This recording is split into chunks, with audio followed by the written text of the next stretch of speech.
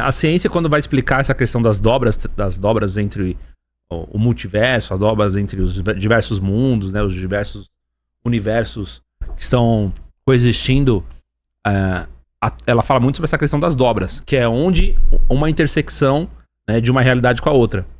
E nessas dobras, você tem portais que surgem justamente, enfim, seres dessa outra dimensão. E essa outra dimensão, através das dobras, elas carregam em si, não necessariamente as mesmas leis que a gente opera no nosso mundo, entendeu?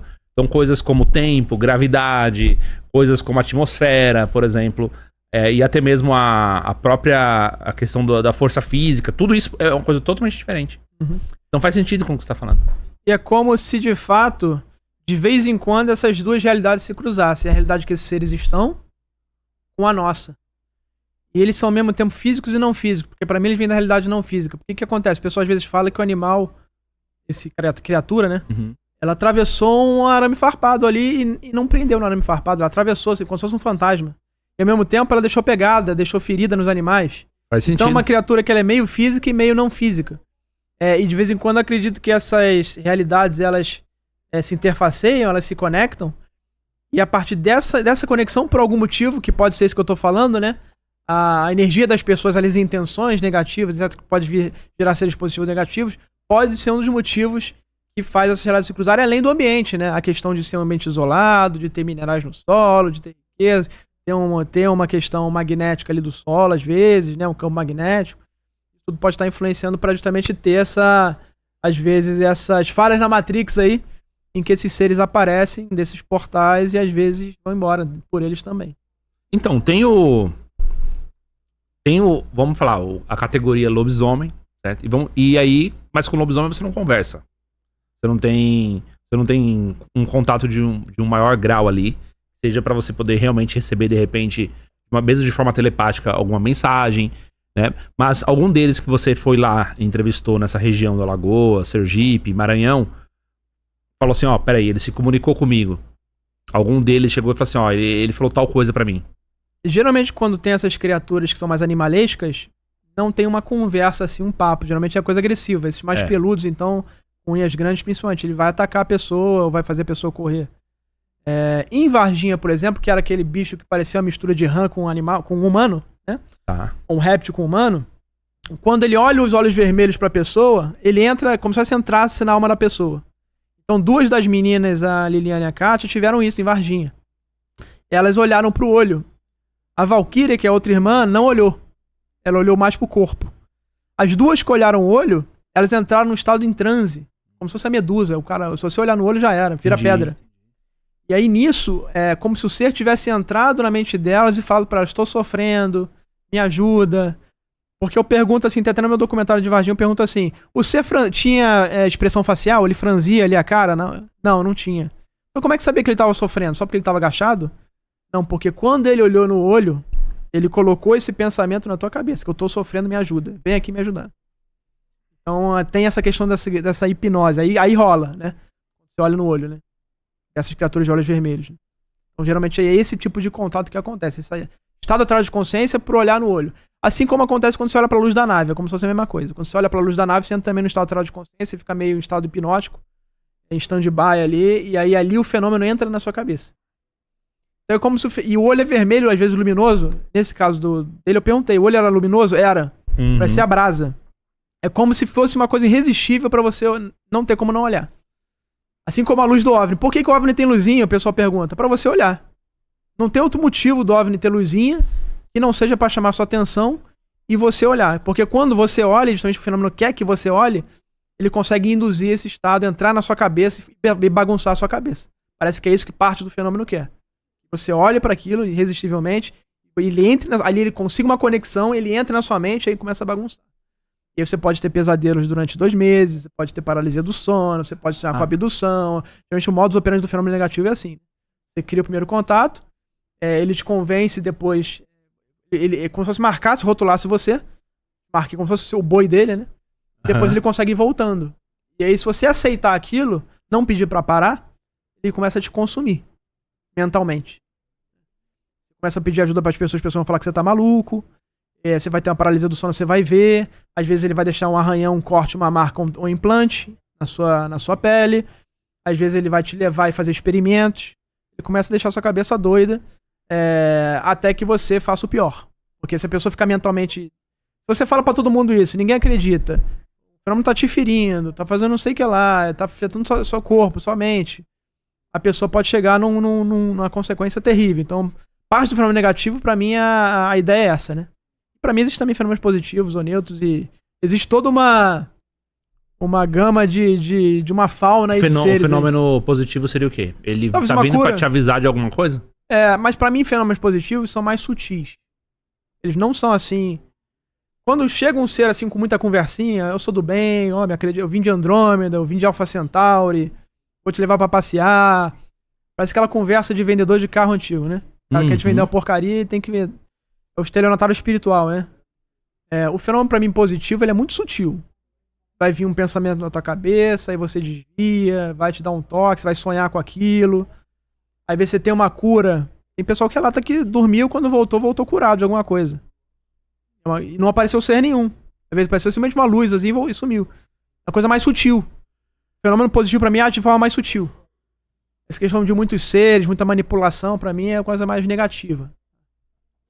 Mais ou menos a forma que eu tento organizar aí, mas eu acho que tem toda uma gama de malevolente, benevolente, neutro, pode ter uns neutros também. Assim como tem os humanos aqui, né? Tem humano que é neutro, benevolente, malevolente. Mas a maioria dos contatos e principalmente dos relatos estão envolvendo pessoas ali, né? São envolvendo pessoas que falam de experiências com seres negativos. É o que a gente sabe porque isso marca muito, né? Se você passa por isso, você vai querer ajuda. Quem tem um fenômeno positivo, às vezes não fala pra ninguém, guarda pra si, entendeu? Entendi. Então acho que isso aí tá meio tendencioso. Eu tava pensando esses dias se de repente parte dos... Cara, como é que eu posso falar isso? Eu não tô sendo ofensivo, tá, gente? Vamos lá. Mas parte desses problemas mentais, como esquizofrenia, como bipolaridade, como síndromes que a pessoa tem, isso também, de repente, não é um efeito de alguma forma desses seres, entendeu? Uhum. E se você olhar as doenças que você colocou, né? São doenças que afetam muito a mente, né? Eu não duvido que possa ser algo desse tipo, né? Algo que afeta ali a sua parte cerebral, até você ter esse declínio, né? Eu acredito que grande parte dos seres negativos querem é o declínio mental. É isso que eles querem. E aí você, com isso, pega a consciência, a alma da pessoa. Você consegue fazer isso. Não é a parte física. Sim. Às vezes eles vão te dar um dano físico, mas não é por dar o dano físico, é o dano físico pra afetar a mente. Sim. E isso que pode estar acontecendo. Às vezes eles tiram sangue. Questão dos animais, né? O sangue pode ser uma coisa, energia vital pra eles, pode ser uma coisa que pra eles tem um valor maior. Né? Operação Prato tinha caso, as pessoas tiravam sangue, né? O fenômeno tirou sangue do Maranhão e do Pará inteiro ali, né? Do litoral. E a Força Aérea investigou em 77. O que ele queria com tanto sangue? O pessoal fala, pô, a amostra genética. Pô, a amostra genética com 2, 3 litros de sangue na pessoa? A pessoa ficava anêmica. Então, pra mim, é muito mais do que a amostra genética. Pra mim, é uma alimentação. Existe um fenômeno na cadeia alimentar que tá superior aos humanos. E essa é a parte mais perturbadora, é por isso que muita gente não fala isso. Mas tem gente, falando ou não falando, tem gente, animal sofrendo do mesmo jeito. Tá acontecendo. Já pensou em fazer uma pesquisa em asilos? Em lugares como alguns lugares de sanatórios? Internação psiquiátrica, né? Sanatórios mesmo. Eu chega acredito lá que vai ter uma... Quem aqui acredita em alienígena? Quem aqui acredita que você foi visitado por um ser que não é desse planeta? E você tem que separar, né? Aquilo que é de fato uma condição psiquiátrica, que pode existir, e aquilo que não é uma condição que o cara realmente tá vendo aquilo, tá vivendo aquilo, inclusive tem marca física nele, porque uma coisa é o cara falar que sonhou, tá? Outra coisa é o cara falar que sonhou, teve um pesadelo e acordar com um corte profundo no braço. Ou acordar com um implante, sem ter um buraco de inserção do implante. Aí você tem um fenômeno físico, a prova física ali. Aí não é maluquice da cabeça do cara. Então tem que separar esses dois casos. Mas com certeza essas pessoas que geralmente têm questão dos autistas, né? Essa questão das pessoas que têm essa conexão maior de ficar fora do mundo material, devem ter realmente mais conexão com esse mundo não material onde esses seres estão. Então, certamente pra mim, se fizer uma pesquisa com essas pessoas, uma grande parcela, você vai ver que tem uma conexão de fato com esses fenômenos aí. Você assistiu Stranger Things? Sim. O que você achou? É baseado na realidade aquilo pra mim, né? O cara sabia o que tava fazendo ali. É baseado no MKUltra, que é um programa real. A CIA fez um programa de controle mental chamado MKUltra, tá tudo... Foi julgado lá na Justiça Americana isso. A CIA fazia experiências horríveis, dava LSD pras pessoas, tinha criança, adolescente. A 11 é fruto do projeto MKUltra. Sim. Que é um programa de controle mental. E pra mim, no MKUltra, certamente, ou até antes, eles descobriram que pessoas que têm grandes traumas começam a manifestar dons especiais e conexão de conseguir atrair o fenômeno. Os militares que voltam da guerra têm muito isso.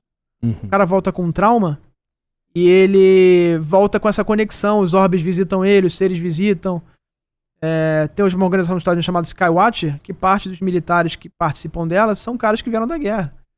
E esses militares tiveram traumas horríveis, tem lá o transtorno estresse pós-traumático, eles vêm e eles atraem esses fenômenos, viram antenas para esses fenômenos. Então o trauma é uma condição que atrai fenômeno. Isso é fato. É um dos padrões. É uma das formas de atrair o fenômeno. Pode ser uma criança que teve um trauma com os pais, por exemplo. Pode ser um militar que voltou de uma guerra. E quando eu falo trauma, é um trauma bem grave, né? E grave para aquela pessoa. Às vezes um trauma para mim não é o mesmo trauma para você. Como você encara aquele trauma? Mas um trauma que a pessoa considere que afetou muito ela. Né? Isso é uma coisa que atrai fenômeno. E Stranger Things fala justamente isso, né? Traumas que foram colocados nas pessoas, controle mental, para desencadear esses efeitos aí psíquicos, né? E tem muita gente boa estudando isso. Recebi até... Tem um grande amigo aí, o Gabriel Guerra, né, doutor em física, participa do IDOR, que é o estudo de pesquisa da Rede DOR. Eles estão pesquisando telepatia. E vão fazer um grande experimento no Brasil e outros países sobre o método Gansiel, né? O método Gansiel é o método que você coloca uma luz vermelha nos olhos das pessoas através de um óculos, você induz estado alterado de consciência por meio disso. E a pessoa consegue fazer, em teoria, né? Consegue fazer habilidades psíquicas com isso. De conseguir, de repente, adivinhar coisas, ou se comunicar com outras pessoas, ou acessar esse mundo, né? Esse mundo, essa outra realidade onde estão esses seres. Então tem muito cientista hoje pesquisando esse assunto. A gente vai começar a ver muito isso, né? Essa conexão dos traumas, da parte psíquica com a aparição de fenômenos. Entendi. No Stranger Things também tem essa parte, por exemplo, dos experimentos e tal, do MKUltra. Mas, por exemplo, tem a questão da dobra, né? De um mundo estar conectado com o outro. Dele buscar sempre uma pessoa que é mais vulnerável, que é mais suscetível, entendeu? À influência desse outro ser. Tem também a dinâmica do próprio mundo, né? Porque, assim, tem o tal do Vecna, entendeu? Que tem um jogo, e eles entendem que o jogo, de alguma forma, o que ele explica no jogo tem a ver com uma explicação do que já acontece na realidade e tal. Então existe ali uma dimensão que atravessa, né? Perpassa desse mundo inferior até o mundo superior. Se você acredita, tem fé que aquele jogo vai te mostrar a realidade acontece. Porque a realidade é manifestada por meio da fé. É aquela questão, inclusive no órgão dos Estados Unidos, que é o ERO, o órgão de investigação de fenômenos anômalos de OVNIs, nos Estados Unidos é o ERO. No ERO tem em latim, o símbolo dele falando assim, a realidade é aquilo que nossos pensamentos criam. E pra mim nada mais é do que isso. Se você tiver fé em algo, você quer muito aquilo vai se manifestar na realidade, você construiu aquela realidade. E basicamente o que tá acontecendo nos Stranger Things é isso. Você tem um tabuleiro de um jogo, que as crianças acreditam, têm fé, uma fé cega, de que aquele jogo vai te mostrar a realidade, e os movimentos do tabuleiro justamente dizem o que acontece na realidade. É a mesma coisa pro tarô, pra esses outros temas ocultistas diversos de adivinhação e clarividência, é tudo baseado nisso. Você tem fé que ali vai te mostrar a realidade, acontece realmente. Acho que é mais ou menos esse o mecanismo, né? O mecanismo para esse fenômeno é sempre de intenção e fé. É por isso que a pessoa pergunta, magia funciona? Funciona, porque é um exercício de fé. Mas se o feiticeiro lá, o mago, não acreditar naquilo que ele tá fazendo, não vai acontecer nada. Não vai acontecer. Não vai acontecer nada. Então essa realidade aqui, ela certamente pode ser dobrada e ela é moldável por meio da fé. Seja pro bem ou seja pro mal. E a mesma coisa assim, se você não acredita que os fenômenos acontecem, ele nunca vai aparecer pra você. Nunca vai aparecer. Você tem que acreditar para manifestar aquilo. Então se você for pra um lugar cético, não vai aparecer, não adianta. Por isso que os céticos não vêm, né? E por isso que você tem essa batalha, essa dicotomia grande entre céticos e pessoas que viveram a experiência. E algumas vezes, alguns céticos vivem por motivos diversos. Uhum. Às vezes por um trauma, o cara é cético, mas teve um trauma, vai aparecer. Então é mais ou menos assim que o fenômeno brinca, né? Entendi.